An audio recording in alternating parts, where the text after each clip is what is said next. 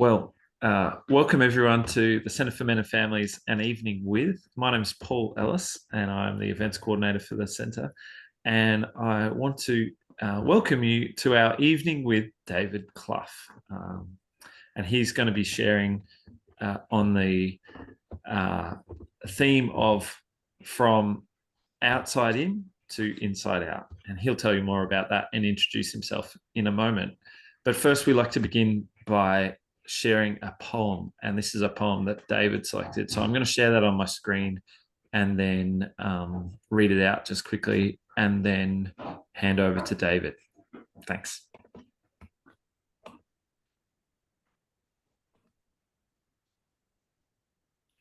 The poem is called The Guest House by Jalaluddin Rumi. The Guest House. This being human is a guest house. Every morning, a new arrival. This being human is a guest house. Every morning, a new arrival. A joy, a depression, a meanness, some momentary awareness comes as an unexpected visitor. Welcome and entertain them all. Welcome and entertain them all. Even if even if they're a crowd of sorrows who violently sweep your house empty of its furniture, still treat each guest honorably. He may be clearing you out for some new delight. The dark thought, the shame, the malice, meet them at the door laughing and invite them in. Meet them at the door laughing and invite them in. Be grateful for whoever comes because each has been sent as a guide from beyond.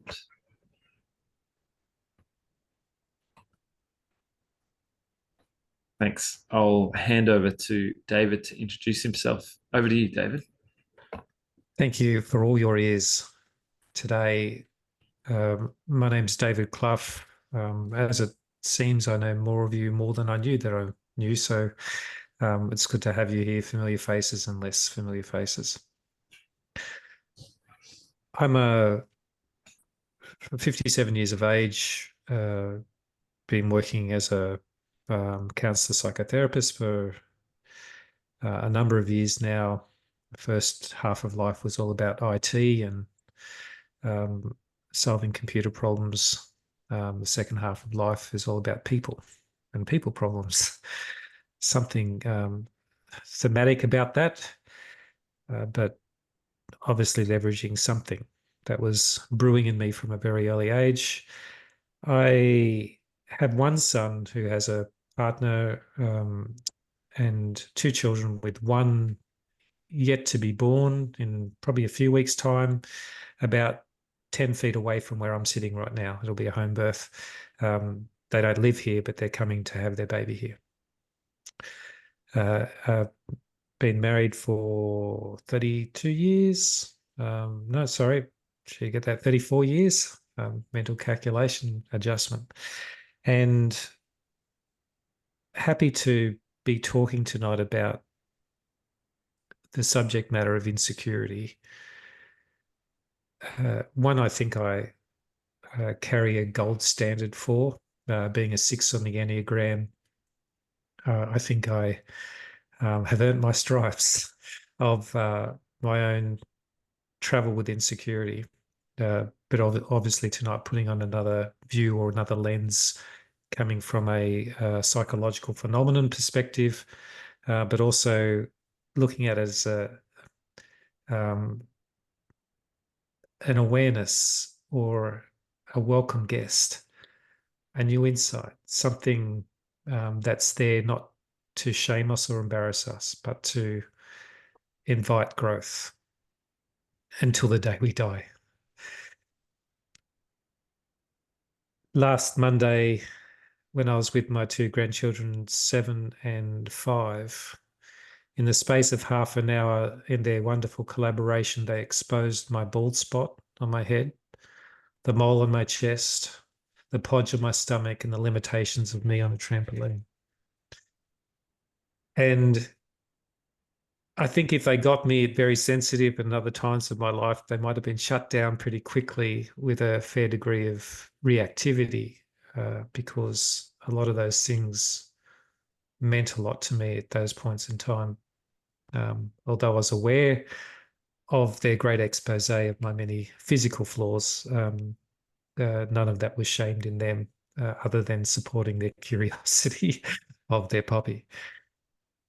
Tonight, it's not so much about talking about that level of insecurity, but more about the way insecurity presents in relationship primarily, and not just intimate relationship as in husband-wife type relationships, but also parent-child. And it can also pop up in friends and colleagues in a professional setting as well. And dare I say it, the relationship we have with ourselves. Now, I'll have a few slides. This won't be death by PowerPoint. There's more talking than there is um, uh, PowerPoint, and there will be opportunity to raise questions. I'll just make sure I get the right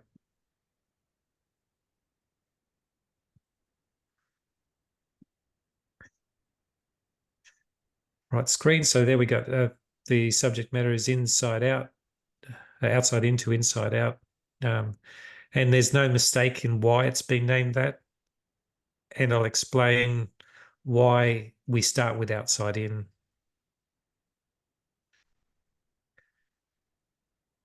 Now, just checking, did everyone get a change of screen then? Yeah, good. So the journey I'm going to travel in this brief talk is the formation of insecurity, where it's formed, um, how it's formed, in the majority of cases, and then the great miscue, the miscue that occurs for us in childhood, and then how that presents itself in relationship. And a lot of the examples I'll give are probably very personal, um, and with a little bit of broadness in terms of what the rest of the world is saying about insecurity. And then explore the fascinating dance of insecurity in relationship. And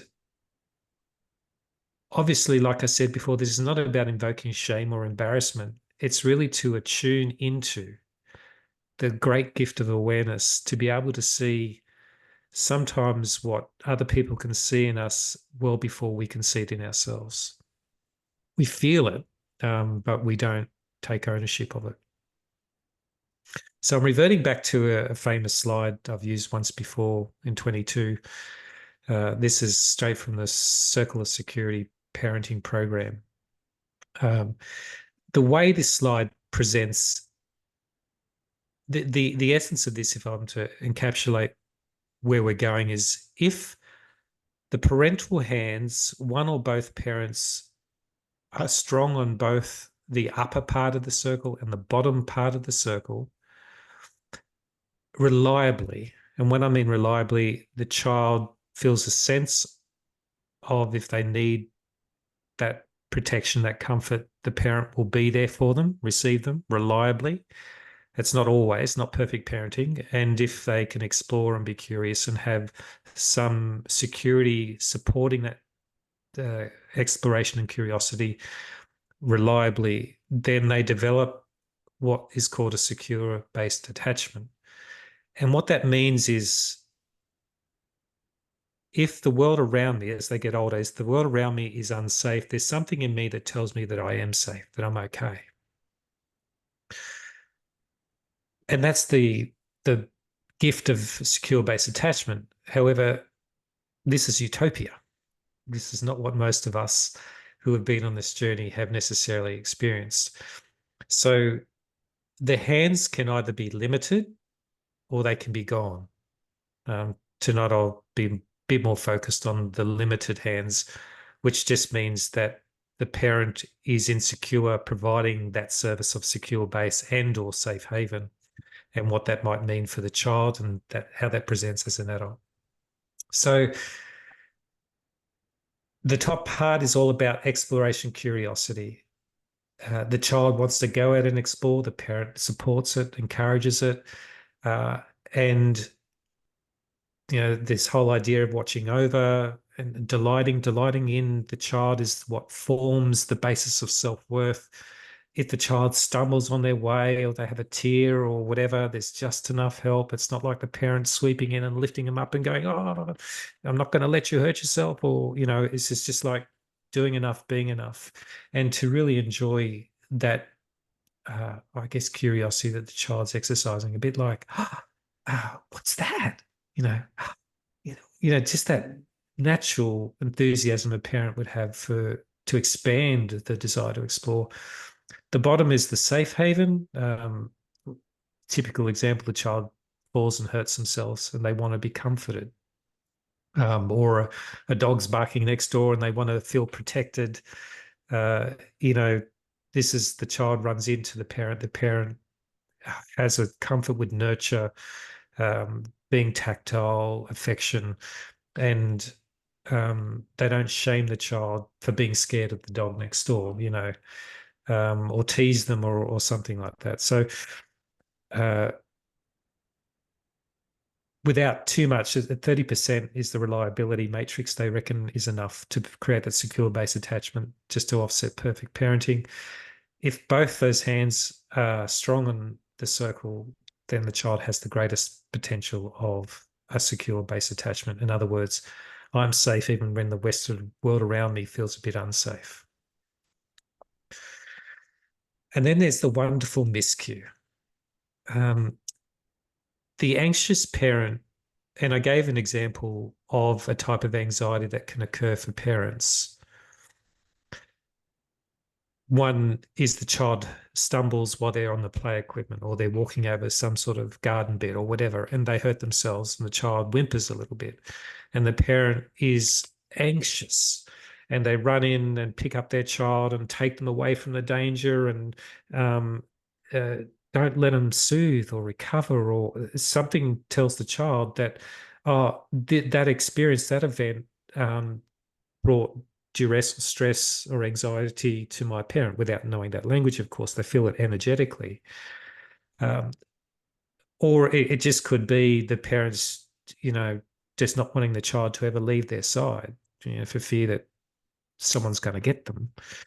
Sometimes that might be appropriate, but sometimes it can be a little bit unhealthy, the degree of anxiety. So, what the child learns at a very early age is, even though they have the need or inclination to go out to explore and be curious, it brings up a discomfort in them.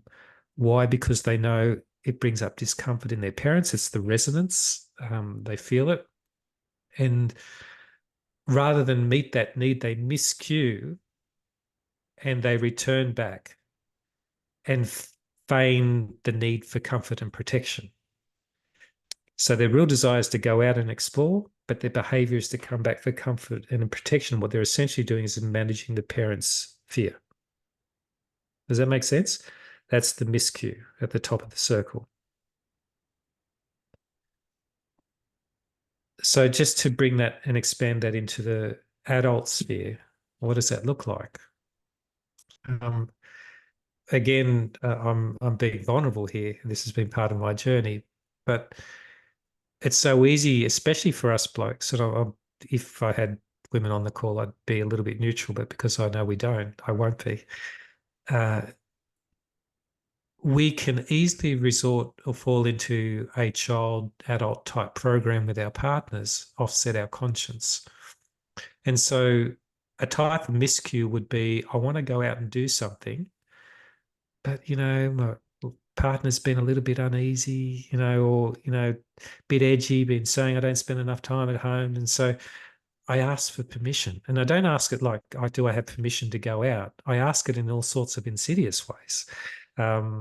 It's a bit like, oh, you're right. Uh, I might go out and do this, more as a check in to see if it's all right, and a passive type of language, uh, because we're worried of the discomfort that will bring up for our partner.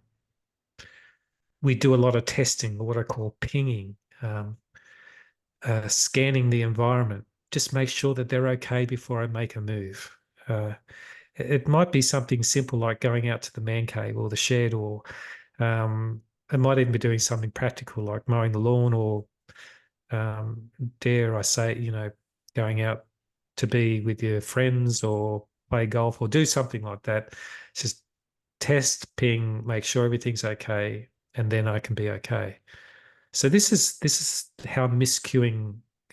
These are all sub points of codependency, of course, but this is where the miscuing comes. So you can see where the security is going. I always need to know that you're okay so that I can be okay, to go out. We already have created the story that it's too hard for them already, so we don't even bother going out. We stay sedentary. And one of the great challenges we have is we can have a history of feeling criticized or getting it wrong, especially with children activities. Not always, but quite often. And we can default and defer the responsibility of exploration, adventure, going out to our partners. We might try and fix them by just staying close, which is just the inverse of the child wanting to stay close to the adult. Now the adult wanting to stay close to their partner. So they're just examples of adult presentations of what a miscue at that top part of the circle have been raised and formatted that way. We tend to create those codependent traits. And then there's the bottom part of the circle. Um, and again, we're not always fantastic, although different generations probably create a little bit more competency, but um, and we've probably done it better as grandparents than we have as parents, and that is to be able to nurture, care, support, welcome in the child, and oh, you look sad. Oh, what's wrong, darling? That's sort of the gentle, masculine undertone that supports the safety in our child. And whether it's they've stumbled and hurt themselves, or they feel a little bit anxious, um, the typical movement is to come in and to rely on that support. But when they feel a discomfort in their adult parent, it brings up discomfort in them. So they miscue. And rather than come in for comfort, they go out and act as if they need to explore or be distant. Now, being distant is something we do so well as men because we internalize. And it's not always um, because we're shy of our emotions. Sometimes there's chivalry involved as well. So some adult variations of being raised with an insecurity down the bottom part of the circle is, well, I don't want to burden with you with my problems. Your problems are big enough, so I'll just hold it all in. I'll just internalize it. Be stoic, be strong. That's what you're meant to do as a man. Or I want to, this is the chivalrous part. I want to protect you from my big feelings. I don't want you to feel my anger or hear me. I'm going to say something you regret, I regret. So rather than let those feelings be heard, I withdraw, of course, which is then felt like rejection by a partner. These are stories we create ourselves, or I'll only make things worse if I say how I feel, so I won't bother at all. My feelings are overwhelming me, so I seek soothing through other modes. I don't go to and share these feelings with those nearest and dearest. I'll go play a computer game or grab a drink, and then my nerves will calm down and I'll be okay. Or a sense of I don't trust that you're going to empathize with me. So I'll just problem solve this all myself. One thing we love to do is fix. So when our partner's distressed, we try to problem solve as best as we can. But the ultimate self-indulgence of that problem solving is so that we can feel relieved of their distress.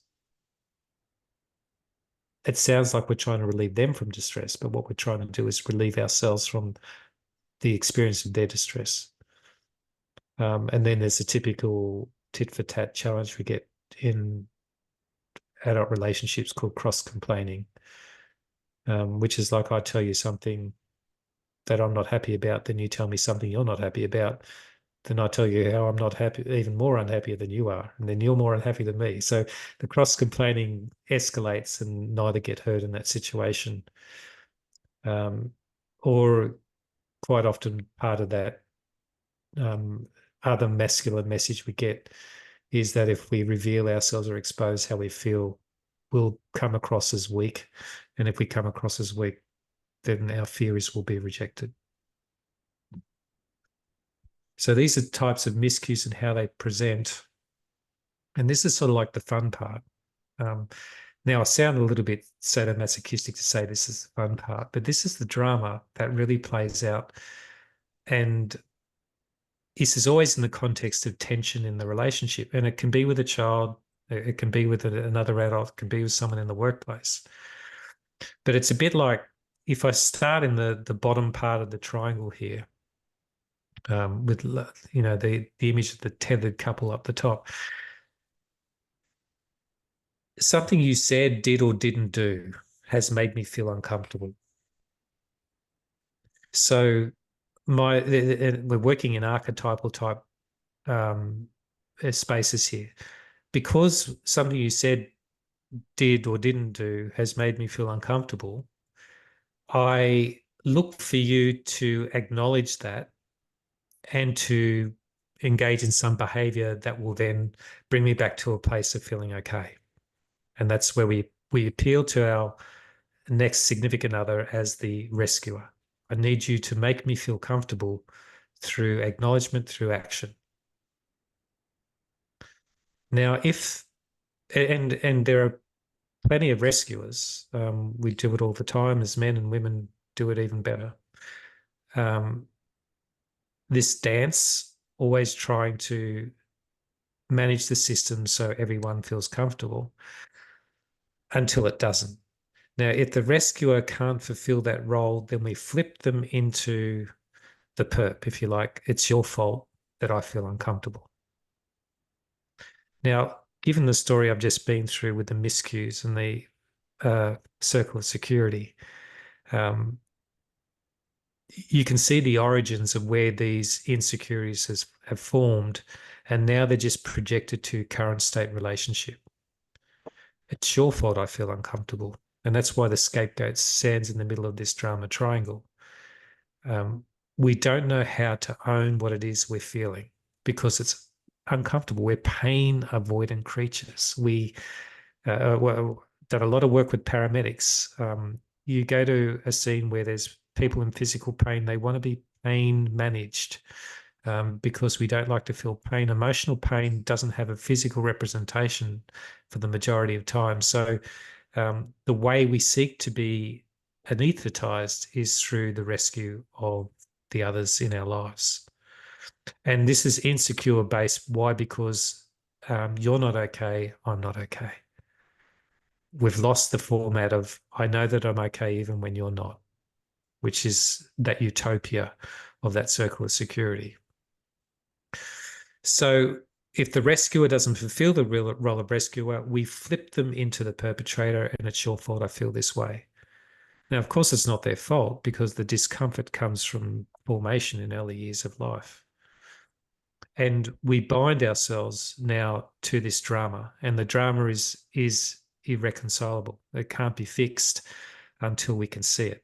And once we see it, we can painfully start to take ownership of it. But this is the gift. For some reason, we're generally partnered up with people who are there to invoke our insecurity. Now, there are behaviors that are outside the scope that I'm covering here. I'm not talking about domestic violent relationships where there's physical violence, maybe some tolerance of emotional stuff, but not so much physical. And I'm not talking about true mental health complexities here. I'm talking about the majority of people who get caught in these dramas. So if I flip you into the perp, of course, none of us have the tolerance to be a perpetrator, to be a bad person. So what if we're unable to rescue our partner, they flip us into the perp. It's your fault I feel this way. because we have a disposition of victimhood, we will then take the position of victimhood and flip our partner back into the perp, right? Because they're not fulfilling the role of managing our feelings. They're now accused us of being the responsible ones for making them feel uncomfortable. So the only way we can manage that is we either self-implode, withdraw, or we flip them back into the bad guy. And the drama continues. And so that's why there's no reconciliation. The tethering that then occurs, the codependency then leaves us stuck on both sides of the circle. There's nowhere for us to really go until we can see that we're pointing our finger everywhere but ourselves. And so the gift of awareness, as Rumi would say, I feel uncomfortable. Welcome. This is my discomfort. And it's being triggered by something that you've done, which is different to saying what you've done has caused me to feel this way. Right. And the trigger is representing something that's coming and always been there. If we're really reflective, we know that this is older than the relationship we're dealing with. Just like children's behavior when they push our buttons generally are saying, I need you to fix something, but I don't have language to tell you how to fix it or what it is we're particularly trying to fix, other than the discomfort that's coming in the context of this exchange. So once we can see that we're at any point in time all three of those roles, in fact, we only need to see ourselves as two of those roles, we stay stuck and we don't grow. But as soon as if we can see our own victimhood and we can fulfill the role of rescuer, then we can self-soothe in healthy ways. If we can see ourselves as a victim and as a perp, as the old saying goes, hurt people, then we collapse the triangle. Or if we can see ourselves as all roles, we collapse the triangle. But when we're polarized into one of those roles, we lose perspective. And that's where we get trapped in our relationships. So that's just a brief overview, looking at the gift of first of all, awareness, to be able to see that we're in this drama in the first place. In the breakout room, I can bring into more detail, but when Remy says stand at the door laughing, there was a time when my wife and I were doing a lot of shadow work. And shadow work is just really all the undesirable parts of me landing in this relationship and running the risk of that being rejected. If you like, revealing the monsters that we've kept hidden for so long, and bringing them out into the open. My wife said, every time I complain about a way you're making me feel, it's like you flip me into the bad guy. And being aware of this drama, I just broke into laughter. It's like, oh my goodness, it's exactly what I'm doing. Because I could see the triangle at work in me. And I was standing at the door at that point laughing at my folly, at my foolishness, and just how enamored I was in this drama. Now, all of this is held together by injustice or a felt sense of injustice, right? We all carry injustice uneasily in our body, and we're always looking for a way to resolve that injustice. The problem is that these injustices experienced in ourselves happened in the formation in the family of origin, not in the relationship we're trying to resolve them in. So our partner can never ever resolve them for us, but that's the only place we're trying to get them resolved because it's upfront and central. This is called reenactment. We're regressing back to archetypal energies where our partner can be either the idealized archetype of the parent we never got or flipped into the parent we got, and we stay locked in trying to fix them and correct them. So we get a hopeful remedy which never comes. So I'll just ask for questions, thoughts, feelings, what came up for you, what you're noticing.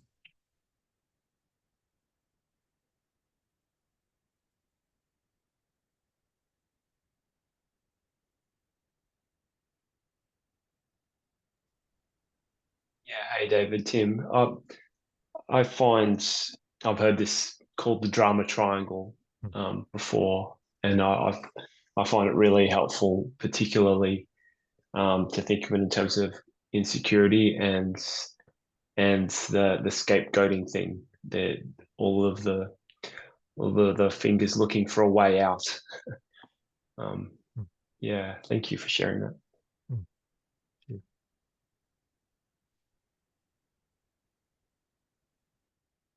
Have you said we're often partnered up with those who make us feel insecure?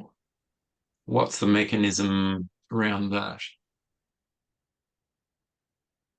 So when there's a lot of things that happen in the early phase of relationship, of course. Um, Primarily, it seems, to take Tom Cruise's famous words, "You complete me," and put it into a different context. There's a sense like hand in glove that seems to happen in early relationships. So those insecurities that preceded meeting you are now seemingly no longer there. So it's like you've completed me, you've healed me. And there's a neurological reality to that as well, because we have escalated um, hormones, neurochemicals in our brain, one called vasopressin, one called oxytocin, and that they literally fulfill the truth of love is blind. So they keep us fixated um, and not seeing life as it is, but seeing life as we want it to be in that early phase of relationship.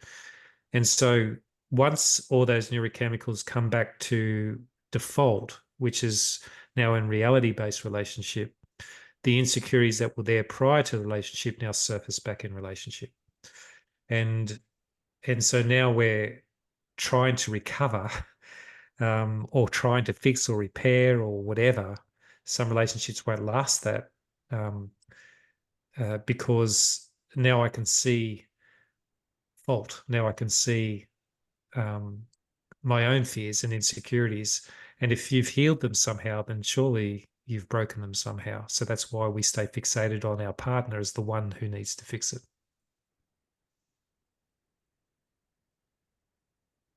And Peter, again, and as you may know, it's the good example of why someone, say, raised in a home with a violent father, or a girl raised in a home with a violent father, um, will typically be groomed by the behaviors that the father represented in the repair process of the violence in the upbringing. They'll be swooned by that charm, um, and they'll also have an awareness that they'll ignore early on of an underlying violence because it's just all related to what they've been familiar with in the scheme of relationship. So this hand in glove stuff seems to work so well. And again, it's not typifying that relationship as one we want to necessarily repair. We want both of them to be repaired, but it may not necessarily be a safe relationship to repair in the context of relationship.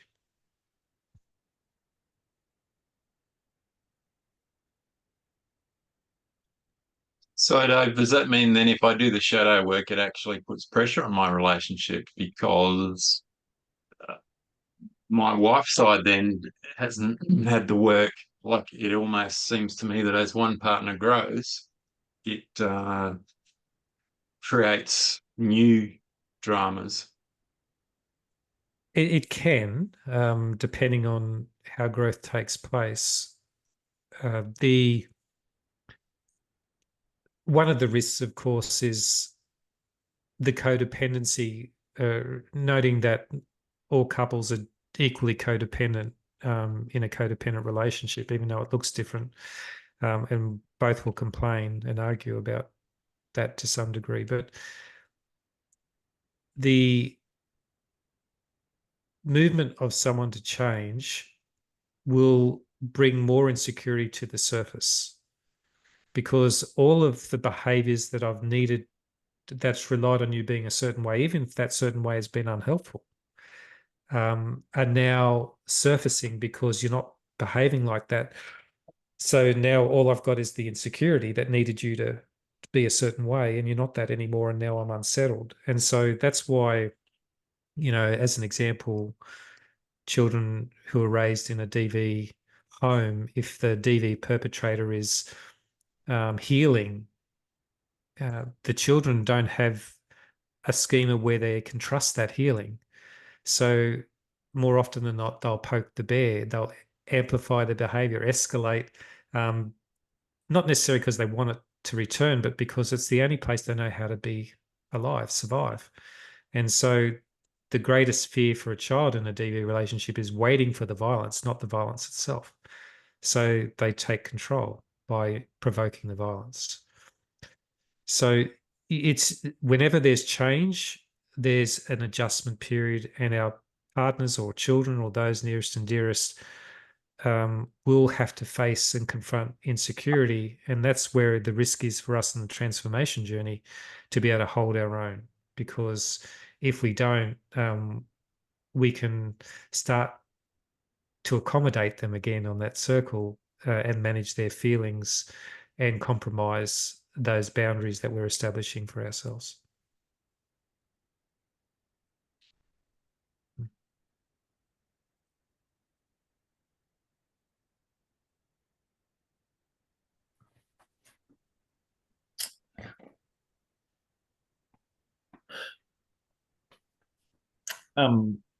Thanks, David. I was interested in, perhaps you could talk a little bit further. I may have misunderstood, but one of your statements was that this insecurity often is based in either kind of those archetypal or family of origin elements of one's life that presumably, if we're talking the ways that these get played out in kind of intimate relationships between partners, that the origins are much further back in our life. So could you perhaps talk a bit further about like those things, or is there ever times where these things, the origins are in our relationships as they stand as well? Like, how do we draw the distinctions there, I suppose?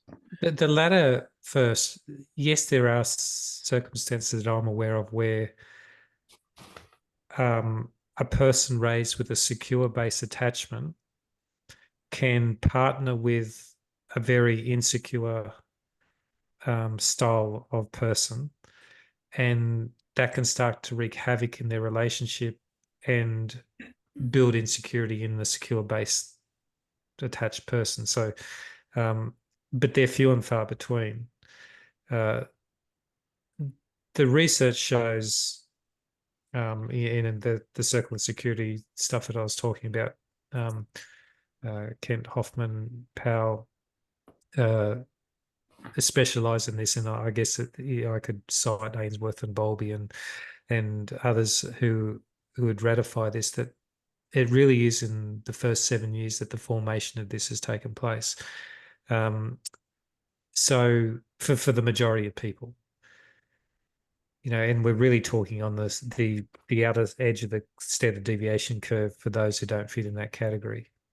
So, like if I was to be a little bit, let's say, jovial, lighthearted about it, it really is that when we get caught in this drama of relationship, the arguments are something like, you're not behaving in a way that I needed my mum or dad to behave when I was a child. How dare you? And the partner's saying, well, you're not comforting the way I needed. I was never comforted by my mum, and that was your job. And how dare you not do that for me? But we really are playing an old drama in most conflicts. Now, of course, there's other things that can happen along the way, like trauma, which is a different subject matter. This is more about attachment, and in the stream of limited hands, I said I'm not going to, because there are some circumstances where the hands are gone. There's no circle. So the child creates a whole different circle of themselves, and that's attachment distress, and that can present even more destructively in relationships later on. But a good illustration of this is like the examples I gave were probably straight out of my textbook. A non-affectionate mother, distant, running away from a violent father, and with no attachment, that insecurity left me prone to relationships at school where I would be bullied. And again, it doesn't justify the bully, but the desperate need to belong left me vulnerable to systems that were already closed and belonging. So it propelled that path of bullying because it was well sniffed and well sorted out. And that still carries into, adult relationship. All my badness was buried when I married a very Christian woman. And I could hide what I thought was terrible about me because of all that family of origin self-belief, which is where the shadow work had to be done. But yeah, it is formation early life, and where most couples get stuck is, I used the expression earlier today, we have something we're fighting over, and what we actually do is we create spot fires, and we end up trying to put out those spot fires. We never get to the real source. We're never really dealing with what the problem is here. We're actually created a whole jungle that we're trying to make safe, and it'll never be made safe because it's not the real issue. Like the presenting conflict at the time becomes the focus rather than than the root of it. Yeah. And the root of it can be something not so much active as lack of. I think my situation, my dad was emotionally distant. He sat beside me, in the next seat in the lounge, but there was very little communication. And it wasn't his, what would I say, his fault that he was that way. He never knew his father. My surname is my grandmother's maiden name. So, it's only something I learnt after my father had died, understanding some of that from my older siblings. But just my father's fear of being asked questions like, "Oh, who was your dad?" And he didn't have that answer. And back then, of course, it was a big shame to be, a child of a single parenting situation. It's been normalized so much now, but back then it was, it was the era of the bastard, and the original meaning rather than the current one. And yeah, just that sense. There was a great video that came out, I don't know, 10, 15 years ago called Absent. You might know that one. It's No. yeah, it's very powerful. Just the power of a father on a son to communicate that you're good enough, you're okay, you're great, or to a daughter that you're my princess, you're beautiful, and just those simple things, and the valuing and the strength that gives to identity. The only touch from my dad was being whipped with apple tree prunings, or when he grabbed my knee when he was drunk and I pestered him as a teenager, and he was a wrestler in the years before I was born. That brought a lot of pain in that moment, but those things shape you. They make you feel not good enough because no one ever told you you were. And then you can have your own son, as I did, and with no frame of nurture and softness.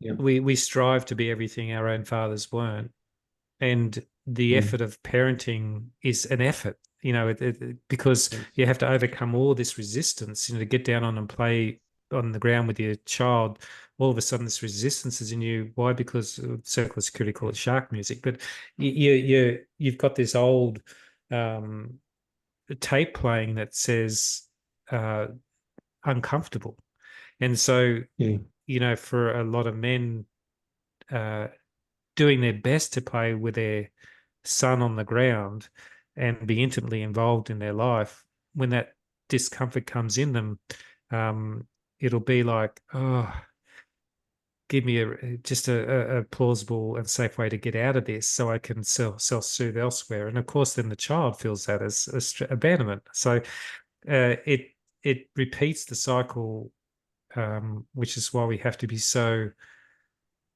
kind. And like my self-awareness developed in a fast-forward way well before my self-compassion did. And so I didn't learn to be kind with myself for a long time. So my self-awareness was beating me up as well. So all my former selves, I had to be very gentle with, because he just didn't know what I know. Yes. And unfortunately, a lot of these lessons about ourselves we don't learn until we've already had children and they've already, are young adults themselves. And then you try and communicate in ways that will be reparative then. And it's continually a challenge.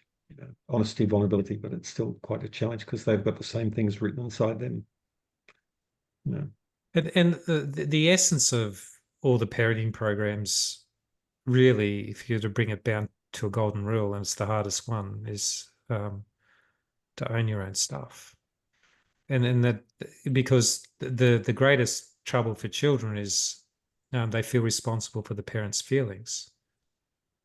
And so that insecurity stays alive. Dad's angry. What have I done? Dad doesn't want to be with me. What's wrong with me? Why am I not lovable? So the child personalizes it as a fault of their own, not because of any other reason than they couldn't tolerate the possibility they were abhorrent to their parents. So it's got to be something about them that gives them agency. They can do something about it. Try harder, work harder, achieve more, do whatever they can for approval. But it's, to own our own stuff. And I say this because my restorative journey didn't really start with my son till he was about 18. And the restoration had nothing to do with me repairing my relationship with him. It just had to do with me owning my own stuff. So, which means I'm no longer projecting onto him. And so over time, he learned to trust that. And as he became to trust it, I became safer. And so the relationship just started to build through that process of being safe.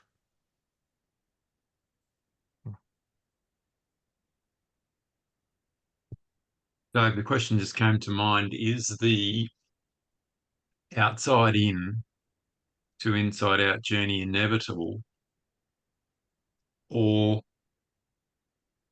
are there other, it sounds like that owning our own stuff is almost the vaccine, or it's almost the antidote. But there seems to be an inevitability in that journey. Is there value in the journey? Is there a good thing from that, or is it all negative? Well, I don't even think the outside in is negative in itself. Like we say in rites of passage and readiness for that, we sort of have to have a first half of life that we do reasonably well. And a lot of that will be outside in, proving you're enough, the hero's journey, finding a mark in the world. It's challenging if you can't launch, but so we sort of have to embrace the necessity of an outside in. The difference is, Peter, and I think, is we lack community structure to support that first half of life outside in journey, because there's not much milestone or yardstick for anyone to aspire to when they see the way the world is structured, because it just looks more and more like outside in. And if you don't fall in safe hands, then you end up trying to, again, do the Einstein thing, trying to fix with the same mind that created the problem you're in, and you just spiral 40s and 50s and 60s and become that embittered, grumpy old man that snarls at everything that walks past you.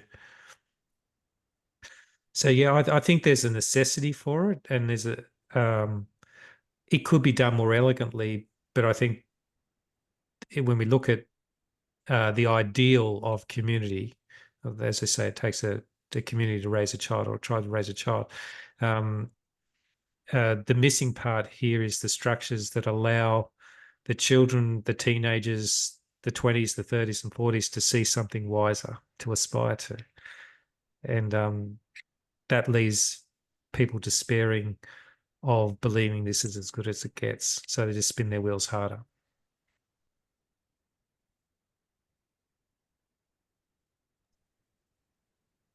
David, just, at some point you said drama can't be fixed until we see it, and that's awareness. I'm just wondering if you could offer some thoughts about, I don't know, and this might be a foolish question, I'm not sure, but how to help people start to see.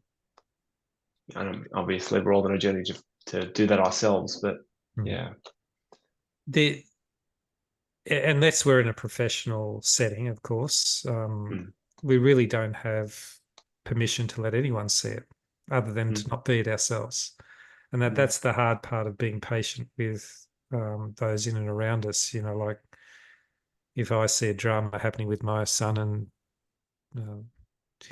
daughter-in-law, it's not my job to say anything. It's just to hold on to, again, own my own stuff. What's coming up for me? What am I noticing about me? That's what I need to attend to.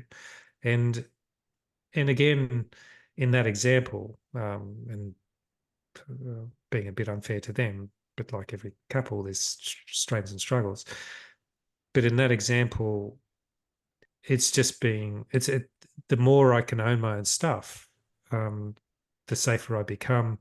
And the safer I become, there's this phenomenon of co-regulation that can occur in any energetic setting. The only thing it doesn't work with is my neighbour's dogs, but every human it seems to work quite well. So it is something that's there, and there's a powerlessness we carry, and we've just got to trust in time that the safety will be enough invitation, that they might one day say, "Hey, Dad, Tim, whatever, struggling with X, what do you suggest?" And you just might be hearing them, or sending them off onto some referral path, going to see someone, or just checking in with them. What is it you need from me? Those sort of lovely questions that can open up conversation where you can be aware of where your stuff is and isn't. Because on the flip side of that, it's not like I walk this earth completely owning my own stuff, because it's designed to keep revealing into me another meanness or another menace, or another unwelcome visitor that I need to find a way to welcome in to this guest house. And that's the challenge. This is a lifetime journey, and that's where insecurity then becomes the great fodder for growth. The only difference is the curiosity about that, not the retraction or the pulling away from it. Sounds like learning to be with people in their pain, right? Well, and in their joy and their wonderment, delighting in, and not being crabby or envious, or if you are, to be aware of that and be curious. Wow.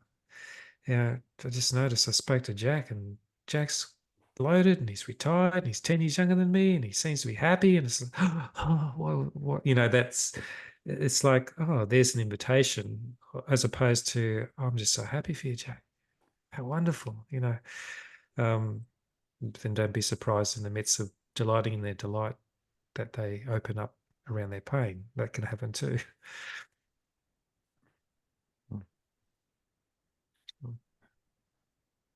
I know we're coming towards the end of our time, but I want one thing that kind of keeps coming back to me as I think about this is that we've talked a bit about kind of owning our stuff and like the importance of shadow work, which maybe everyone's familiar with that, but perhaps it'd be good to um, just like the poem invites us to welcome the different guests. Would you be able to talk a little bit about how shadow work has positive and negative aspects in a Jungian sense, I suppose? I don't. Which you might have other ways of understanding shadow work. I'd be interested in hearing that, but just as a way for something for us to kind of carry with us when we're thinking about the insecurity or the things that get activated in our relationships or in people that we're engaging with in our lives, like that just some kind of common sense understanding stuff there around shadow, its sinister and golden kind of elements. Yeah, I mean, obviously, to simplify it, we're just talking about the undesirable parts of self, or the parts we don't like to be seen, heard, or noticed. So it's I guess, the contrast to persona, which is the way we want to be seen and come across. And we're aware that there are two strains that we need to carry in our own integration. One is the awareness of persona and the disservice to persona. So that's one part. So I'm aware that I want validation, but I'm holding on to that tension. I'm not seeking it. I'm just, and noticing what's coming out of that. Oh, geez, yeah. And then I might even leak, and there it is. I just went for the validation. There's the insecure parts of self. So we're holding the tension, not servicing persona, and we're welcoming the shadow. Now you can do it individually, or you can do it in a couples. With couples, it's tumultuous, but it's quick, right? The beautiful thing of doing shadow work intentionally with your partner, and they're aware and you're aware of the collaborative alliance that sits in that, is that the shadow will be in your face every day until it's not. So ultimately, what we're doing is we're trying to find a way to bring in all parts to a place of unconditionality, which is where and why we support contemplative prayer in many ways. Yeah, because it's a bit like whatever thought, feeling comes, it's welcome. We don't judge it, we let it go. That the shadowy parts that we don't want any person to know about. One is that we can have somewhere safe to talk about it. So it's not shamed and it doesn't go back and hide. And in doing so, we start to feel safe and integrated with it. It's no longer a shame. It's just a part of who we are. So that unconditionality, that whole idea, we love ourselves unconditionally, therefore we can love unconditionally. We can't really love unconditionally when we've got split off parts. And then there's the journey of things that we don't know that are hidden in there. There's even creativity hidden in shadow. There's aspiring things. There's desire, which is the most fruitful part. It's like, and there can be some healthily shameful things in there as well. It's shadow's a funny thing. I shared with what was the team at MROP when I did MROP in 2013. There was a time when I wanted to kill all the leaders. Like I had so much rage in me. Well, no, I wasn't going to pick up a gun and shoot them, but boy, did I want them dead. I heard them laughing in the tent when I was on, I think it was day 3, and it just incited me. It just felt like they were mocking me, and it's like that degree of unbalance in me was all part of my shadow world, and it had to find a safe way out. And ultimately, the beauty of doing it in relationship is I think it's ultimately what we're looking for, is to be able to be completely ourselves, nothing hidden, nothing shamed. We accept that we're fully human together, and um, and there's no moral high ground, which is the ultimate ending place. So I can stand unashamed, or fully be seen and still loved. That's the very opposite of where fear took me in the past. So shadow work is those two tensions, not being aware of persona and not servicing that. What your level of awareness with shadow is at that point in time, allowing that to fall somewhere safe, enough so you no longer feel shame around it. Thank you. Mm. There's a lot there. Thank you, David. I'm sure I'll have to go back and listen and let it work on me. This conversation. Thank you for sharing. One of the things that David and I have been talking about today was that we feel like we're scratching the surface with this conversation, and so much of tonight's conversation of understanding that from outside in to inside out, and that journey of insecurity is, just been getting our heads around what that actually looks like, and how it functions in our relationships and ourselves. And we wanted to kind of, we feel like there's another part to it almost, that is like, what do we do with this, and how do we kind of start working with this work in a more practical, holistic way. And so I hope you're happy for me to kind of say, David, that our plan as part of a future evening within November would be to kind of pick up this conversation again, and